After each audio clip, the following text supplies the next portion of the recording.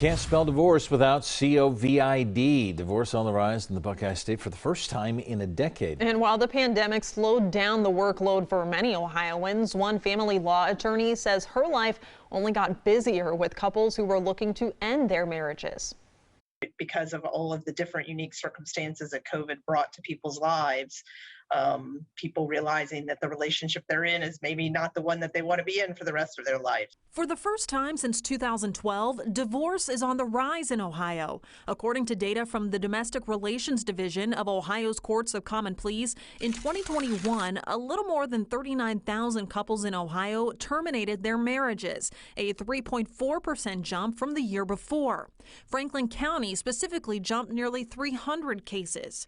Family law attorney Joanne Beasy tells NBC4 frustration stemming from raising children in the midst of a pandemic is a large driver among clients. And do they go to school? Do they stay home? Do we get them vaccinated? Do we get the second vaccination? Do we get the booster? And I've seen some couples who have really parted ways just over those significant health issues related to their children.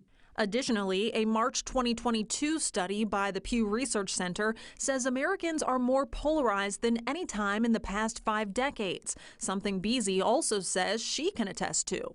I have had a client that said, wow, with everything going on in the world, and you know, my views are X, and I'm really discovering that my spouse's views are Y, and I just don't think that I can go forward.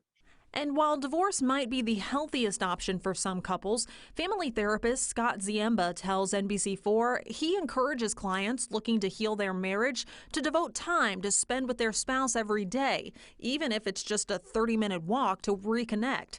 And when all else fails, Ziemba says there's one question he asks patients that almost always induces a smile. How did you two first meet? Even if they're angry at each other, even if there's all this stuff that's going on, you know, they light up, they look at each other, and I can't tell you how many times I've heard couples say, do you want to tell them the story or should I?